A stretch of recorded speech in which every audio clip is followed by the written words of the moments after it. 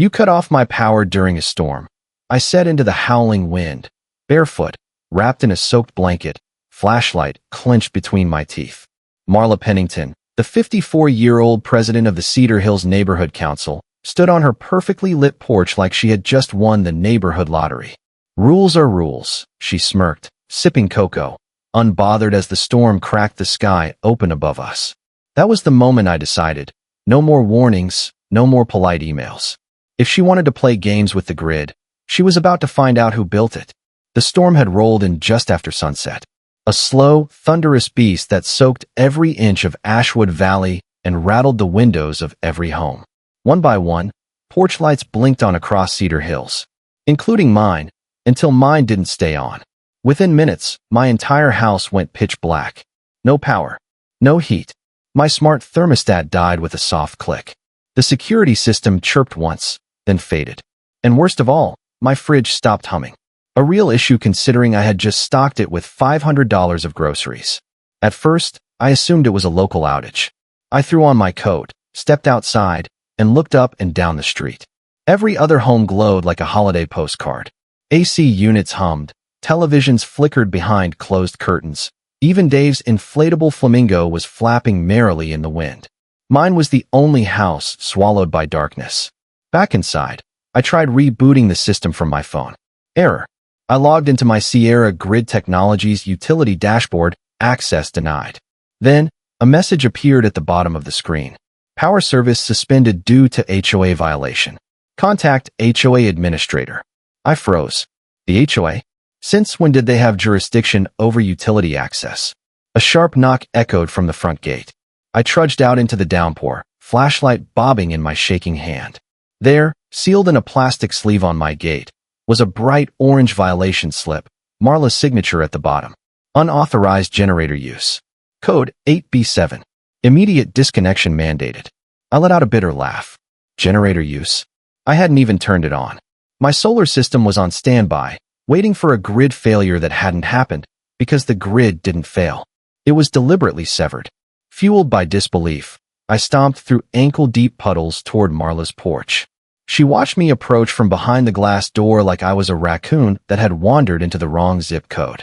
When she finally opened the door, I asked through clenched teeth, "Marla, did you cut my power?" "No," she said smugly. "The HOA did." My breath fogged between us. "You flagged my solar backup as non-compliant. But it wasn't even on." "Doesn't matter," she shrugged. Grid-tied systems aren't allowed to auto-engage without HOA review. It's in the bylaws. You want power back? File a compliance review. Pay the fine. Wait for approval. She took another sip of cocoa. Behind her, her living room lights gleamed like a theater stage. And I stood there, freezing, soaked to the bone, watching a petty tyrant bask in the power she thought she had. Something inside me snapped. It wasn't rage. It wasn't even desperation. It was colder, sharper. I turned without a word and walked away. Let her think she'd won. Let her enjoy her little moment. Because the next moment, that would belong to me. I entered my house through the side door and made my way straight to the locked utility room. 2 layers of biometric security protecting what came next. I stepped inside my private command center. Monitors flickered to life. Soft blue light glowed across the room, reflecting off status dashboards, grid diagnostics, and one central control screen that read, "Welcome, Administrator." Because here's what Marla Pennington didn't know. She thought I was just another homeowner. Another line in her spreadsheet. Another man with a bill to pay. She didn't know I was Lucas Grant, 42 years old, CEO of Sierra Grid Technologies. The company that powers her entire neighborhood. The one she just tried to shut out of his own house. Big mistake. And it was only the beginning. Her precious HOA, along with 47 other neighborhoods, received their power from the same company. The one that installed her smart meters. The one that managed backup integration, solar compliance, and yes, disconnection protocols. That company, Sierra Grid Technologies.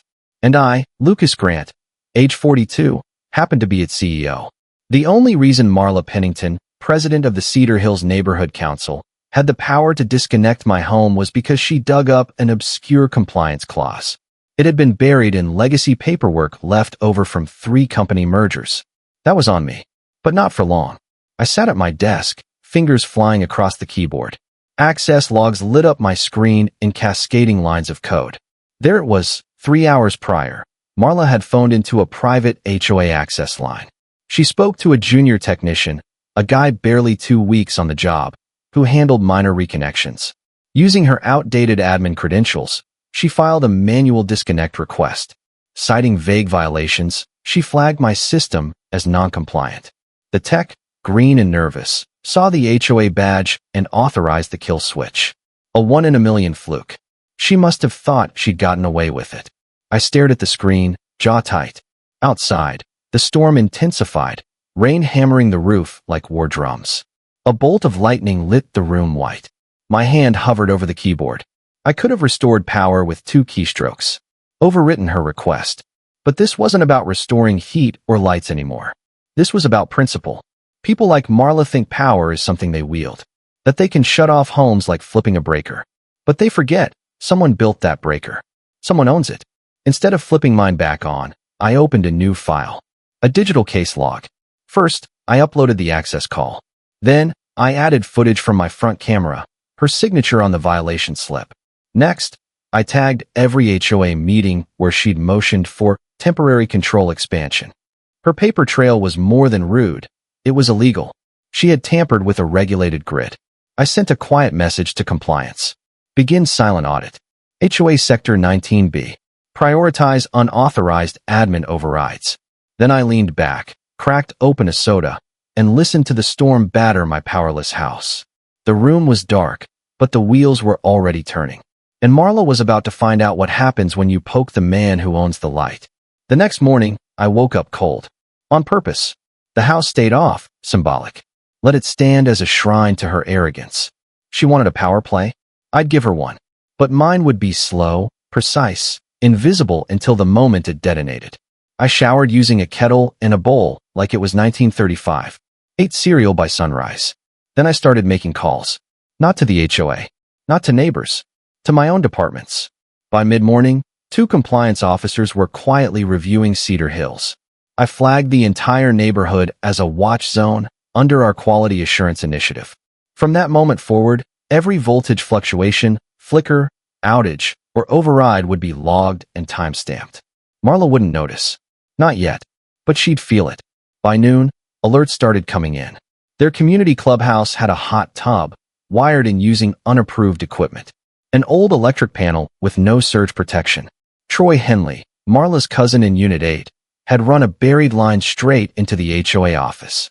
Turns out, he was mining crypto in his basement, drawing more power than a Tesla charging station. Most interesting? Multiple smart meters had been manually replaced, all flagged with override codes, all connected to Marla's HOA authorization. She wasn't just playing Queen of Cedar Hills. She was trying to crown herself ruler of the grid, and failing spectacularly. That afternoon, an invite arrived in my inbox. Cedar Hills HOA board meeting. 2 days out. Normally I wouldn't go. I pay my dues like everyone else and stay out of the circus. But this time, I RSVP'd. Not as myself, of course. Instead, I sent Eli Porter, 39, sharp as a blade, quiet as a fox. He'd sit in the back, baseball cap, clipboard, and earpiece. I'd be the voice in his ear, feeding him every regulation, every clause, every number. I'd stay behind the curtain. And Marla? She wouldn't see it coming until the lights went out. I watched the Cedar Hills HOA meeting live from a discreet drone parked just outside the clubhouse window. Inside, beneath the flickering fluorescent lights, residents gathered on folding chairs, fanning themselves with paper agendas. At the podium stood Marla Pennington, 54 years old, dressed like she was about to host a bake sale rather than tighten her grip on an entire community. Eli Porter, my friend and compliance specialist, had dressed the part perfectly. Cargo shorts, a weathered hoodie, and a baseball cap tilted just enough to suggest mild irritation with everyone and everything. His expression defaulted to slightly offended tech retiree, and no one gave him a second glance. Not even Marla, which was her first mistake. She began the meeting by smugly announcing a series of storm resilience amendments, including advanced control over individual power allowances during emergencies. Translation? The HOA could decide who got electricity and who didn't. As she grinned over her prepared notes, Eli raised his hand casually and asked, "Do these new rules apply to everyone, or just the people Marla doesn't like?" The room fell quiet. Marla stiffened, giving him the kind of look she normally reserved for skateboarders near her Lexus. "The rules are applied equally across all units," she replied through gritted teeth. Eli gave a polite nod, as if satisfied, then slowly pulled out a thick folder. His tone shifted from curious to clinical. "Then you won't mind if I read a few entries," he said, flipping open the pages. "Here's the exact energy draw from the clubhouse. Here's a list of unauthorized disconnections.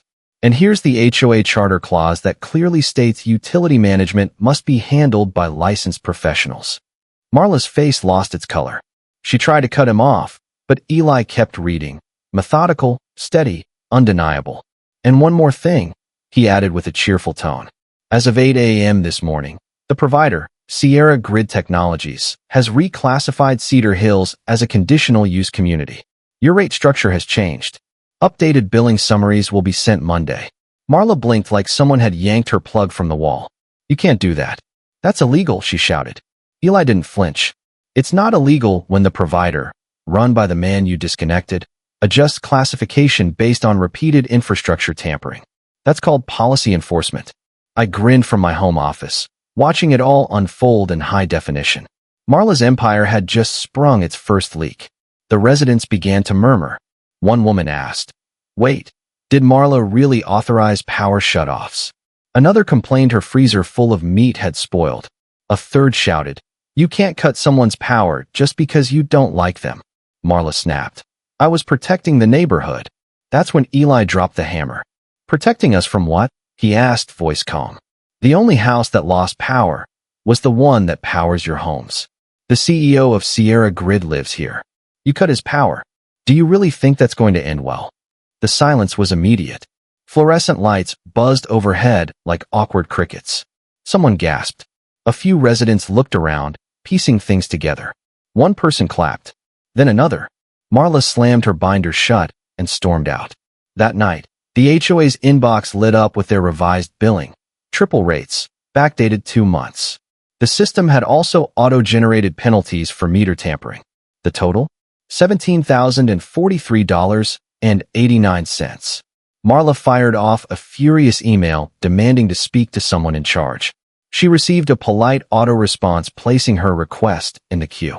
I chuckled, eating popcorn as I read it. But I wasn't finished.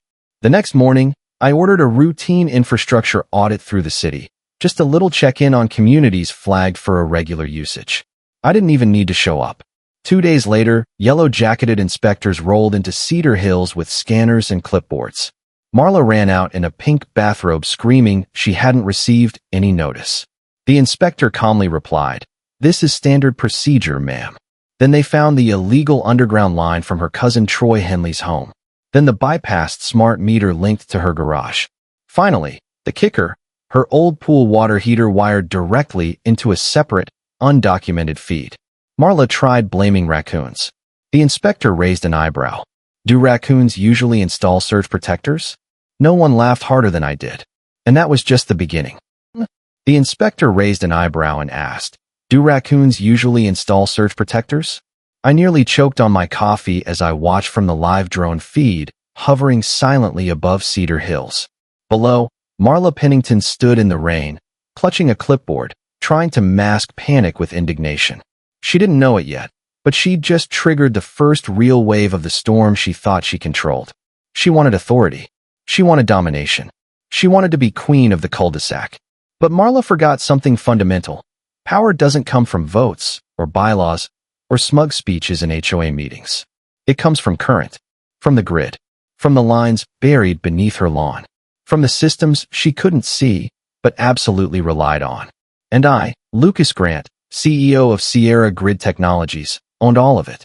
By the following Monday, Marla's entire illusion of power was shattered by a single envelope. Crisp, white official, slid quietly under the HOA clubhouse door. At the top was our company's embossed logo. Inside was Cedar Hills' updated commercial billing summary. The number was bold, undeniable. $17,243.89 due immediately. The itemized breakdown was even more brutal. unauthorized load usage, tampered smart meters, misrouted feeds. Each line tagged under code 14.3, infrastructure misuse. The Cedar Hills group chat, yes, the one I had full read-only access to, exploded. Comments flew faster than I could scroll. One neighbor raged that her bill had tripled overnight. Another threatened legal action for endangering seniors on oxygen. Someone uploaded a screenshot of their defrosted lasagna halfway through its bake cycle. Marla tried to play it off, calling it a clerical error and insisting she had it under control. That was mistake number one. Later that day, Edgar Jennings, a retired judge known for staying out of neighborhood drama, walked into the HOA office with the slow-burning fury of a man who'd had enough. My drone caught the entire exchange. Marla tried bluffing him. She claimed the billing was being reviewed internally. Edgar didn't flinch. I've already spoken with Sierra Grid's legal department, he said, calm as a gavel. They confirmed the reclassification is lawful. Now, do you have documentation proving your right to override grid access during a weather emergency? She didn't. She never had. That night, she held an emergency board meeting, closed door, of course. But the minutes? Leaked within an hour. Turns out, Marla had a plan to bribe a utility tech to revert the meters to residential classification, quietly, under the table. What she didn't know was that the technician she contacted was one of ours, part of our compliance sting. We had been waiting for her to make a move like this. The conversation was recorded, time-stamped, and neatly packaged. That recording was then anonymously emailed to every resident of Cedar Hills. Watching the fallout was like dominoes falling in a slow, satisfying wave. Some neighbors laughed. Some were furious. Everyone agreed. Marla had crossed a line. And then came the quote, her voice, smug and confident, ringing out from the recording. It's not tampering if nobody reports it. Well, they reported it. To press the point, I scheduled a temporary grid calibration blackout. The beauty of Sierra Grid's system is that it can isolate outages with surgical precision, block by block, house by house. I didn't black out the entire neighborhood. That would have been cruel. Instead, I picked 3 addresses. Marla's house, her cousin Troy Henley's crypto-heavy basement, and the Cedar Hills HOA clubhouse. At exactly 8 p.m. on Friday, all 3 lost power. Right as Marla went live for her podcast interview about modern community leadership, she had candles in the background. Was mid-sentence about vision and responsibility when the lights blinked, then died. Her gasp was followed by a panicked, off-camera, "What the hell?" Every other house on the street, fully powered. In fact, I'd gone one step further. I had our field tech leave a bright orange tag on her breaker box. Section isolated for grid audit. She knew exactly what that meant. So did everyone else. The podcast never aired. And the backlash? It was just getting started. Marla Pennington tried to call it off, said the emergency meeting was targeted harassment and unfair retaliation. But it was too late. The residents of Cedar Hills had finally had enough.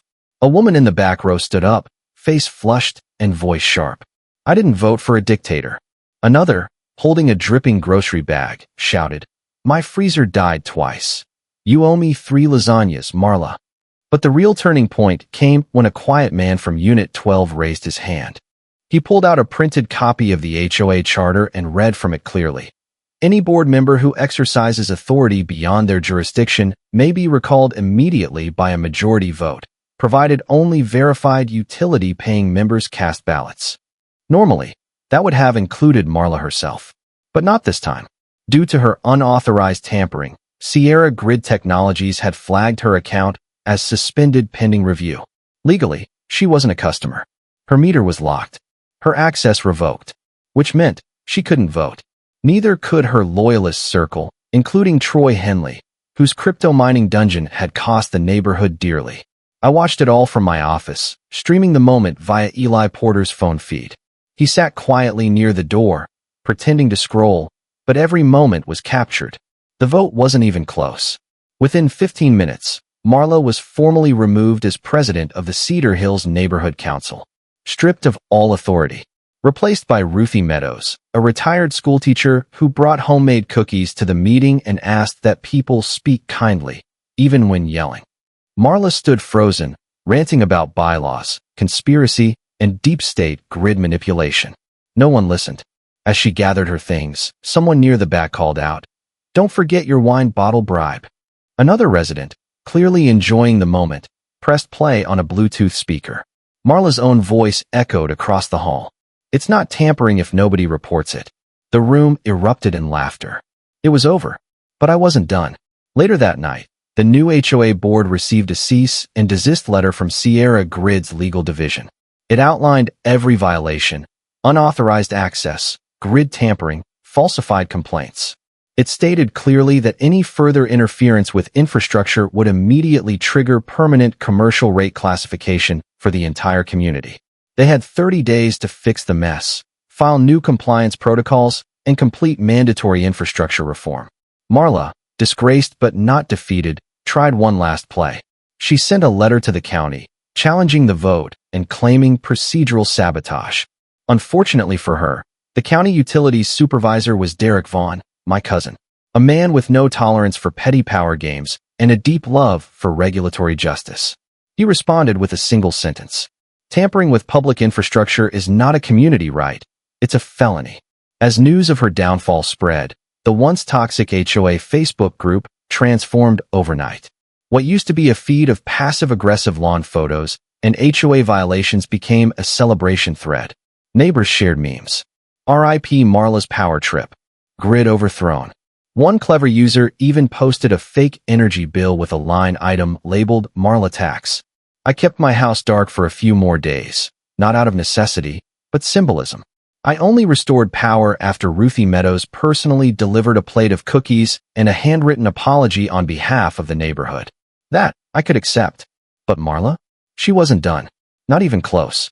While most disgraced HOA tyrants would slink into quiet retirement or move 2 towns over, Marla went full rogue. She wasn't trying to win back the HOA. She was going after the grid. Rumors swirled that she had hired a guy who could break into any power system. When I heard the name, I nearly spit out my coffee from laughing. Zane Mitchell, a 23-year-old dropout who once jailbroke a smart fridge and now called himself a grid hacker. Marla brought him into Cedar Hills, introduced him as her nephew, and set him loose. But what she didn't know, the game had changed, and every wire, meter, and transformer in that neighborhood was already watching. Zane Mitchell, 23, arrived in Cedar Hills with the swagger of a tech messiah and the subtlety of a marching band. Introduced by Marla Pennington as her nephew, he wore a hoodie plastered with anime stickers, carried a beat-up laptop like it was a holy relic, and roamed the neighborhood with the confidence of someone who thought hacking a smart fridge made him the next Elon Musk. He scoped out utility boxes, poked around transformer stations, and even convinced one of the community maintenance guys to let him inside the old HOA equipment shed. What neither Zane nor Marla knew was that the entire sector was under passive surveillance. Every conduit, every meter, every circuit lined with tamper sensors and motion-activated detection. Cedar Hills wasn't just monitored. It was wired to report treason. From the moment Zane touched a fence post behind Marla's property, the system flagged him. He lasted exactly 3 days before he made his move.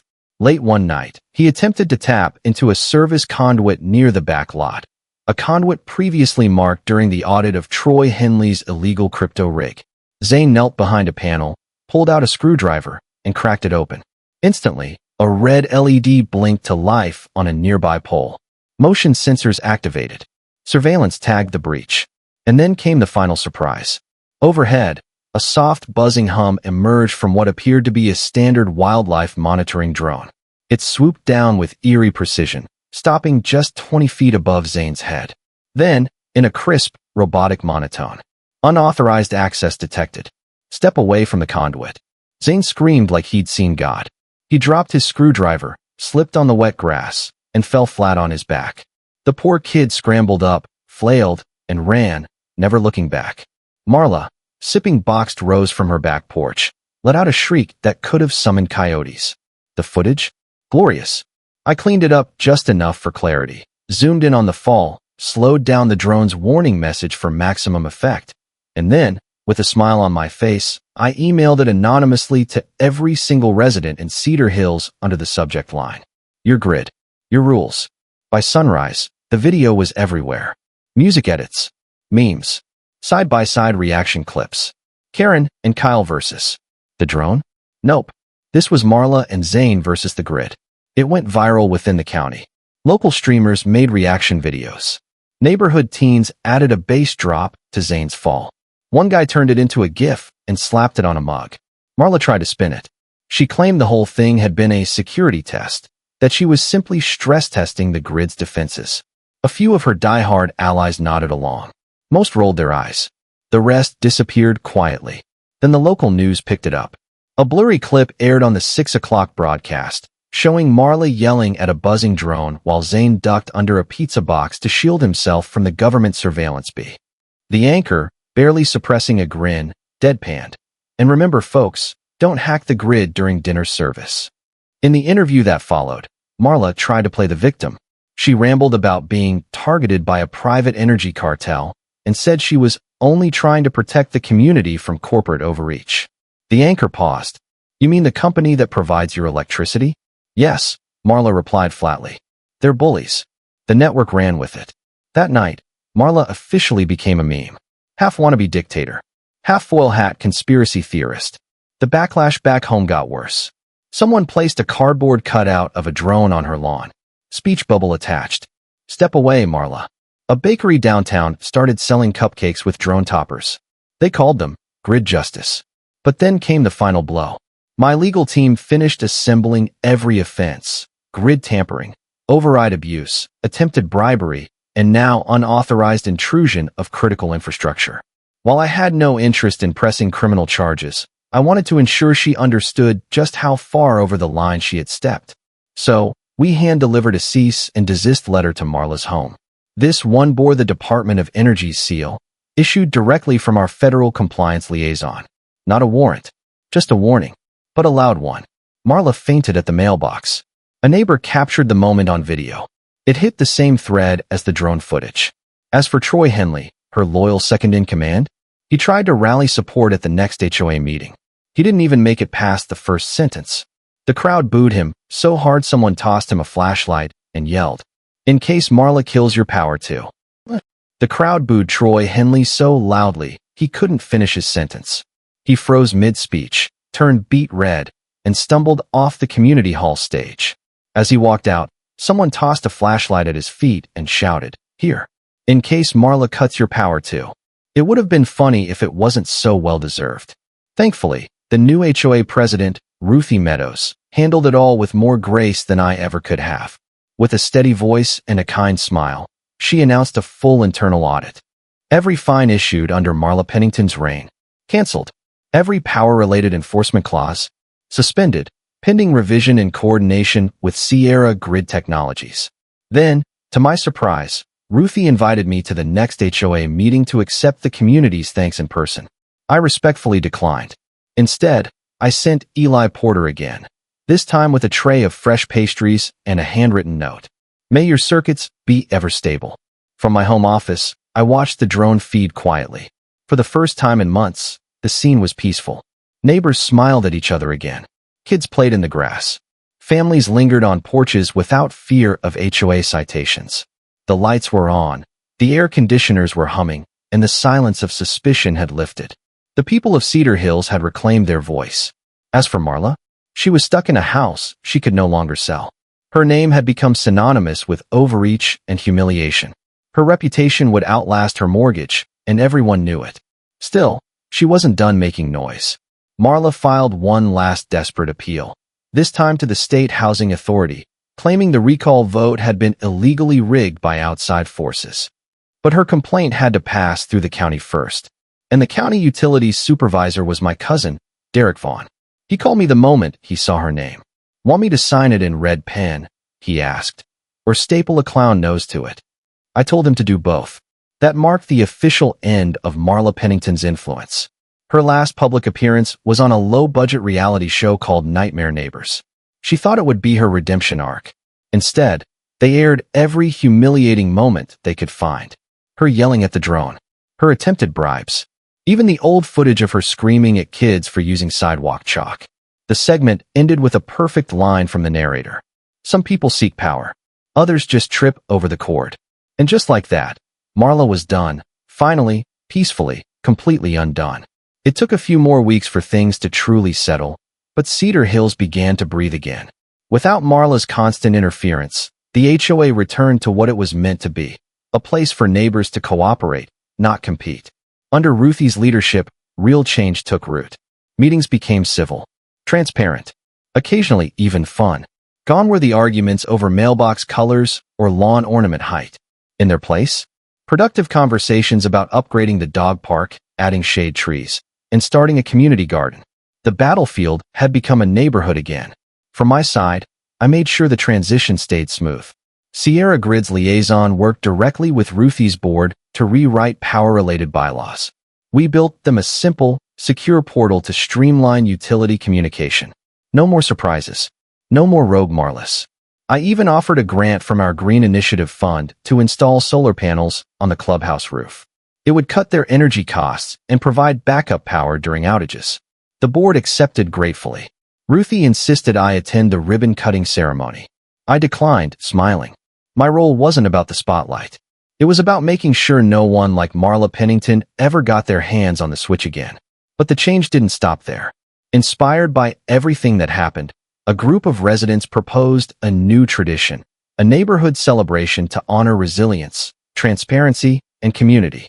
Someone jokingly called it Gridlight Gathering, and the name stuck. Flyers went up. Music was booked. I donated rechargeable LED lanterns as party favors. We quietly powered the event using a hybrid solar generator system hidden behind the clubhouse. The big day arrived with perfect weather and incredible turnout. Not a single fuse blew. No one got fined for parking.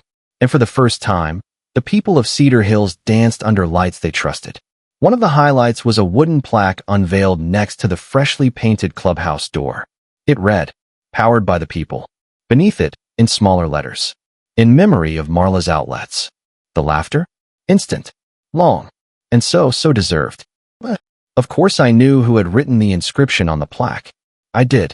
But I preferred to stay behind the scenes, watching from afar as families danced under string lights, neighbors mingled without tension, and Cedar Hills finally pulsed with the kind of life it hadn't seen in years. And then, as if irony had booked a front-row seat, Marla Pennington tried to make one final appearance. She hadn't shown her face in nearly a month. Her blinds stayed drawn. Rumor had it she was busy Googling how to sue her own HOA. But on the day of Gridlight Gathering, like a moth to flame, she stepped onto her porch in a floppy sun hat and oversized sunglasses, as if that would hide who she was. She lingered at the edge of her lawn, arms crossed, watching the celebration unfold with something between nostalgia and regret. At first, no one noticed her. Then a group of teenagers spotted her from across the cul-de-sac. They whispered, snickered, and finally one of them shouted, "Hey Marla, want to charge your phone? We've got power." Laughter followed. She flinched, turned, and quietly retreated back inside. She didn't say a word. And that was the last time I saw her in person. In the weeks that followed, she quietly tried to sell her house. Or rather, tried to. Her name had become so infamous that local real estate agents struggled to find interested buyers. One listing even included a disclaimer. HOA recently restructured. Previous leadership no longer active. Eventually, she managed to offload the property to a retired couple from out of state who had no idea what they were walking into. When she finally left, there was no fanfare. No goodbye, not even a moving truck. Just a single U-Haul trailer hitched to a rusting SUV, creeping away at dawn. A neighbor snapped a photo of her departure and posted it with the caption, "The power has left the building." And with Marla truly gone, Cedar Hills didn't just survive, it thrived. Inspired by the chaos she left behind, the board launched a safety and infrastructure awareness campaign. They taught residents how the grid worked, how backup systems functioned, and what to do in an outage. Eli Porter even hosted a Smart Energy 101 workshop, where he wore a superhero cape someone handed him as a joke. At the end, he dramatically flipped a circuit breaker while kids cheered and adults clapped. Everyone left with cookies and a printed list of emergency contacts. In the spirit of renewal, I decided to contribute one last surprise. At the next board meeting, a large crate arrived at the clubhouse. Inside was a sleek, custom-built digital grid monitor designed by our tech department. It displayed real-time stats on neighborhood energy usage, weather alerts, solar generation, and outage reports. At the top of the display, Bold lettering read, "Community Grid Monitor, managed by you." Residents gathered around it like it was a monument. It was the last piece of reassurance they needed. Power wasn't something to fear anymore. It was something they shared. But I couldn't resist one final detail. At the base of the display was a brushed steel plaque. It read, "Never let someone who doesn't understand the system be in charge of the switch." Beneath that, a tiny pixel art drone, complete with spinning propellers and a miniature camera lens. The room erupted in laughter. One resident pointed and said, "That drone deserves its own HOA seat." Life moved forward. The HOA, once a suburban punchline, had become a model for how communities could actually function. Other neighborhoods reached out, asking how Cedar Hills had pulled off such a dramatic transformation. Ruthie Meadows gave interviews. Eli became a local legend. And the Marla incident, as it came to be known, became both a cautionary tale and a rite of passage. New homeowners were told about it during their welcome walkthroughs. Kids reenacted it in school plays.